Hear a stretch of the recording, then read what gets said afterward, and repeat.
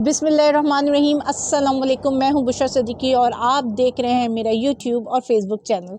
मैंने आपको last time बताया था कि शहर इक़्तिदार में धुंध बहुत ज़्यादा है और ये धुंध अभी तक नहीं छटी है, वही धुंधला सा माहौल है। आजकल सुप्रीम कोर्ट में काफ़ी इंपॉर्टेंट केसेस लगे हुए हैं जिसको हेड फ़ाइज़ ईसा साहब ख़ुद कर रहे हैं। काजी फ़ाइज़ ईसा साहब की बहुत बड़ी बड़ी बातें होती हैं जो शायद कभी कभार हमारे सरों के ऊपर से गुजर जाती हैं या कानों के बीच में कहीं घूमती रहती हैं, लेकिन समझ नहीं आ रही होती हैं वो उनके। कभी कभार उनका अदालती जब कार्रवाई चल रही होती है तो एटीट्यूड बहुत नॉन सीरियस सा लगता है। कल जी अदालती जो कार्रवाई थी जो फ़ाइज़ ईसा साहब ने की वो लेवल प्लेइंग फील्ड में की थी, जिसमें सरदार लतीफ़ खोसा साहब पेश हुए थे। तो उनका जो आप पूरी कार्रवाई देखें एक बहुत नॉन सीरियस कार्रवाई थी, गैर संजीदा लग रहा था।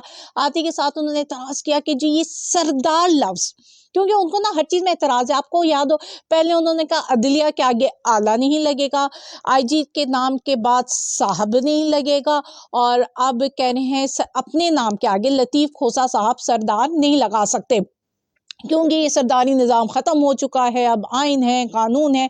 तो चलिए मान लिया कि सरदारी निज़ाम ख़त्म हो गया और सरदार नहीं लगाना चाहिए, तो आपके अपने कोलीग जो कि कायम मुकाम चीफ जस्टिस भी रहे थे, उनके नाम के आगे भी सरदार लगता है और सुप्रीम कोर्ट ऑफ पाकिस्तान की वेबसाइट में उनका पूरा नाम सरदार तारिक मसूद लिखा हुआ है। तो आपने पहले वो क्यों नहीं सही करवाया? अपने कोलीग से क्यों नहीं कहा? वो सुप्रीम कोर्ट जिसके आप हेड हैं, जिसके आप चीफ हैं, उसकी वेबसाइट से उनके नाम के आगे से आपने सरदार क्यों नहीं हटाया? वही कहते हैं कि क्या कहते हैं, दूसरों को नसीहत खुद मियाँ फसीहत। तो ये सारे जो रूल्स होते हैं फ़ाइज़ ईसा साहब के वो दूसरों पर लागू होते हैं। वैसे तो फ़ाइज़ ईसा साहब ने आज ये भी कहा है कि जो मुनाफ़क़त है ना, मुनाफिक जो है वो कुफ्र से भी बड़ा होता है। तो बिल्कुल सही कहा है कि जो मुनाफ़क़त है ये कुफ्र से भी वाकई बड़ी चीज़ है, क्योंकि मुनाफ़क़त सुप्रीम कोर्ट के रवैयों में तो टपक रही है। जब कहा गया था, अताउल्लाह बंदियाल ने बैच बनाया गया था और फिर उस पर बात की गई थी, तो वो कह रहा था एक केस ऐसा था जो कि लाहौर हाई कोर्ट में ज़ेरे समाअत था। तो उन्होंने कहा नहीं, ये बेंच समाअत नहीं सुन सकता, क्योंकि जब तक लाहौर हाई कोर्ट का फैसला नहीं आता सुप्रीम कोर्ट समाअत नहीं सुन सकता। तो फिर अभी इलेक्शन एक्ट का जो ताहयात नाअहली का मामला है वो सुप्रीम कोर्ट में कैसे चल रहा है, जब ऑलरेडी ये केस लाहौर हाई कोर्ट में और 9 जनवरी को इसकी सुनवाई है। तो ये केस सुप्रीम कोर्ट में टेकअप हो गया है।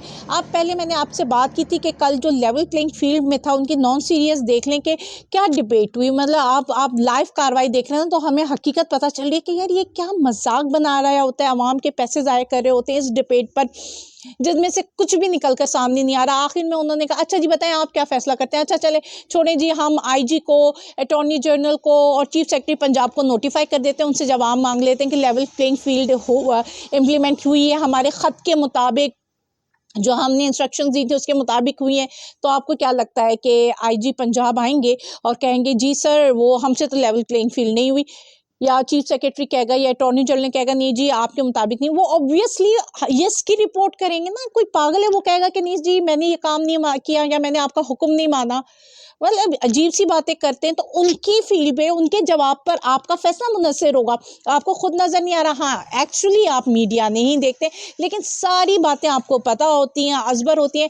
वैसे सदीक जान ने अपने वीलॉग में बड़ा अच्छा पोल खोला था कि किस तरह फ़ाइज़ ईसा साहब मीडिया देखते भी हैं और मीडिया को के हिसाब से अपने रिमार्क्स भी देते हैं। ये सदीक जान की अपनी व्लॉग में है, इसलिए मैं इस पर बात नहीं करूँगी आगे, आप उनके देख सकते हैं। तो फ़ाइज़ ईसा साहब वो जो आपने कहा ना मुनाफिक कुफर से भी बड़ा होता है, तो यही बात है। फिर दूसरी बात आपने कही कि आईने पाकिस्तान सबसे बड़ा है, बालातर है, हर चीज़ इसके मुताबिक होनी चाहिए। तो जो इलेक्शन है आईने पाकिस्तान कहता है 90 दिन के अंदर होना चाहिए, और सितंबर के महीने में गालिबन आप जो है काजी के मनसब पर फाइज हो चुके थे।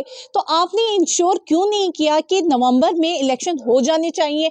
आपने क्यों 8 फरवरी की तारीख दी? 8 फरवरी की तारीख देने का मतलब ये हुआ कि आपने नज़रिया ज़रूरत लागू किया और उसके मुताबिक आपने आइन को साइड पे रख दिया। तो अब आप कैसे कह सकते हैं कि आइन बालातर है, जबकि खुद आपने आइन को नज़रिया ज़रूरत के कफन में लपेट दिया है। तो ये जी चल रहे हालात यहाँ पे अब जी कौन से जज ने क्या कहा, क्यों कहा, वुकला ने क्या कहा, ये सब बेमायने बातें ये आप रिपोर्टिंग में, हमारी ट्वीट्स में भी और पोस्ट में सबके देख रहे होते हैं क्या चल रहा है। तो मैं ज़रा वाइडर ये कि हुआ क्या, ये किस तरह हो रहा है और ये क्या मजाक बन रहा है, इस पर हम बात कर लेते हैं। अब लेवल प्लेइंग फील्ड का मैंने आपको बता दिया कि समाअत में उन्होंने कह दिया कि जी IG के ख़त वगैरह पर वो नोटिस किया है उनको। दूसरी तरफ अभी ताहयात नाअहली का केस चल रहा है जिसको वो पहले ही काला कानून कह चुके हैं। जब आप अपना माइंड ओपन कर चुके हैं तो आप फैसला क्या करेंगे।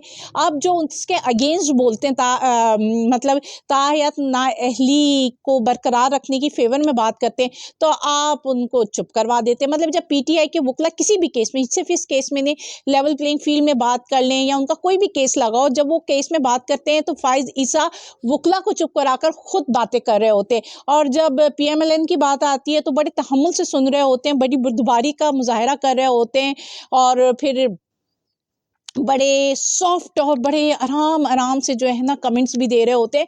लेकिन ये चीज़ ऑपोजिट नज़र आती है जब PTI का केस लगता है। अब जब ताहयात नाअहली वाला केस है, आप उसको काला कानून कह चुके हैं, अपना माइंड दे चुके हैं, तो इस पर क्या बहस हो रही है। अब इस पर कोई बहस बनती नहीं है क्योंकि जब आपने सोच लिया है कि आपने जो है ये ख़त्म कर देनी है, क्योंकि देखें उसके कागजात तो मंजूर हो चुके हैं। जब एक शख्स नाअहल है, नवाज शरीफ नाअहल है, तो एक शख्स जो नाअहल है और उसके इलेक्शन कमीशन में नामजदगी, इलेक्शन लड़ने के कागजात मंजूर हो जाते हैं और फिर आपके पास केस आ रहा है, तो इसका मतलब ये है कि ऑलरेडी डिसाइडेड हो गया है कि आपने ताहयात नाअहली ख़त्म कर देनी है। अच्छा, दूसरा ये जो इस्लामाबाद हाई कोर्ट में भी एक नैब का केस चल रहा था इस नाअहली के हवाले से। तो उन्होंने कहा जो नैब की सज़ा याफ्ता है ना, उनकी नाअहली 10 साल के लिए बरकरार रहेगी, क्योंकि ये पहले कम करके 5 साल के लिए कर दी थी।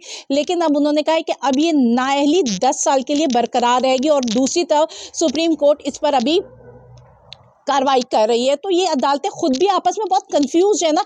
एक अदालत कुछ कहती है, दूसरी अदालत कुछ कहती है, फिर पहली वाली अदालत अंडर प्रेशर आकर कुछ और फैसला कर देती है।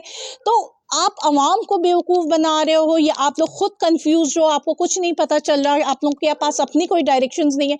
क्योंकि जब आप आइन और कानून से हटकर बात करता है ना जब जज, तो फिर वो डायरेक्शन लेस ही होता है। फिर वो जाहिर सी बात है डिक्टेशन ले रहा होता है। अब एक बंदा यहाँ से डिक्टेशन लेगा, दूसरा बंदा यहाँ से डिक्टेशन लेगा, तो कन्फ्यूजन तो होगी। लेकिन अगर आप आइन और कानून के हिसाब से चलें, आप आइन को जो सुप्रीम कहते हैं उसको वाकई सुप्रीम समझकर, और जो आपने कहा था कि आइन मुकद्दस किताब है, इसको मुकद्दस समझकर इसको पढ़कर फैसले करेंगे तो शायद डायरेक्शन लेस ना हो, कंफ्यूजन ना हो।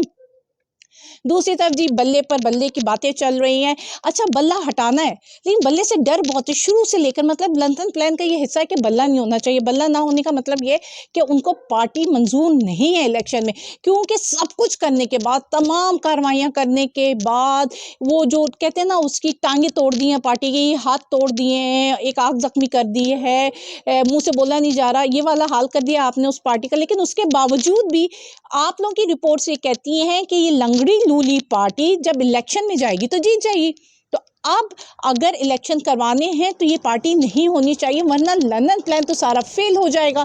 तो लंदन प्लान को कामयाब करवाने के लिए जहां एक तरफ उस नाअहल शख्स को अहल किया जा रहा है, तो दूसरी तरफ इस पार्टी को भी इलेक्शन में नहीं होना चाहिए किसी भी सूरत में। अब जो पेशावर हाईकोर्ट ने पहले फैसला दिया था, उसने इंटरिम फैसला दिया था क्योंकि जजेस छुट्टी में थे, तो उसने कहा था कि नहीं जी, बल्ला का निशान हम बहाल करते, उसके बाद ये डिवीजन बेंच फैसला करेगी। लेकिन आप देखें, ये भी हमारी हिस्ट्री, पाकिस्तान में जो कुछ भी हो रहा है ना, वो 75 साल तारीख में पहले नहीं हुआ था, और अगर हुआ भी था तो उससे 2 हाथ बढ़कर आगे हो रहा है। तो जी इलेक्शन कमीशन फिर पेशावर हाई कोर्ट में चली गई, वहाँ जो जस्टिस एजाज साहब थे उन्होंने जी रिस्टोर कर दिया इलेक्शन कमीशन का फैसला।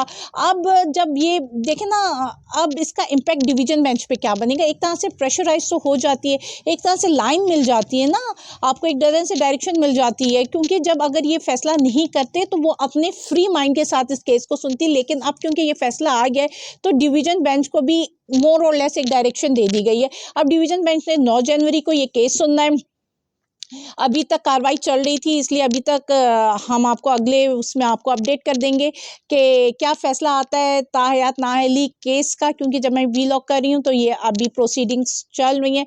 लेकिन कुछ भी कह लें, एक तमाशा सा लगा हुआ है। अब हमारे बाहर के लोग भी हमारे उस पर उंगलियां उठा रहे हैं कि ये क्या तमाशा है। वो शख्स जो अंदर बैठा हुआ है यार, वो सब ख़त्म कर चुके हैं, उस पर आपने इतने केसेस लगा दिए हैं, ठीक है, उसके बावजूद आप उसके एक बल्ले के निशान से डरे। और ये जो निशान होता है ना, सिंबल जो होता है, वो पार्टी का नहीं होता, वो आवाम की आसानी के लिए होता है। लेकिन जाहिर सी बात है, लंदन प्लान को पाया तकमील में पहुँचाना है और जो शख्स को सोचा है उसी को मुसल्लत करना है, तो फिर PTI का इलेक्शन में नहीं होता है। जिस तरह शेर अफजल ने कहा था कि अगर सबके कागजात मंजूर हो जाते हैं, बल्ले का निशान मिल जाते हैं, तो समझे इलेक्शन नहीं होगा।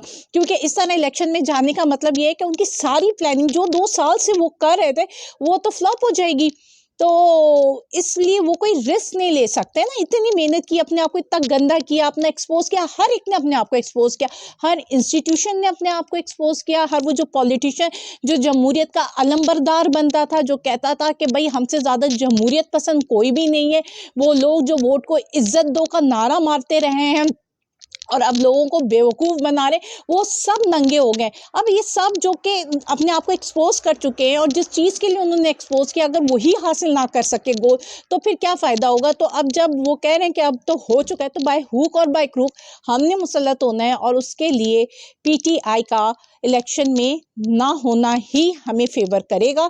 तो इसलिए अगर तो आपको लगता है हर चीज़ PTI की फेवर में जा रही है, बल्ले का निशान भी मिल रहा है, टिकटें भी मिल रही हैं, तो फिर तो इलेक्शंस वाकई बहुत मुश्किल हैं और इसकी तरफ काम हो भी रहा है। मौलाना फजलुर रहमान ने भी बात की थी और उस पर एक्शन लिया जा रहा है। इस पर संजीदगी से गौर व फिक्र हो रहा है कि किसी तरह ये इलेक्शन डिले किए जा सकें, जबकि काजी फायजी सर, जिनके नाम के आगे काजी सूट नहीं करता, लेकिन खैर से शायद उनके ID कार्ड में लिखा होगा तो वो लगा लेते हैं।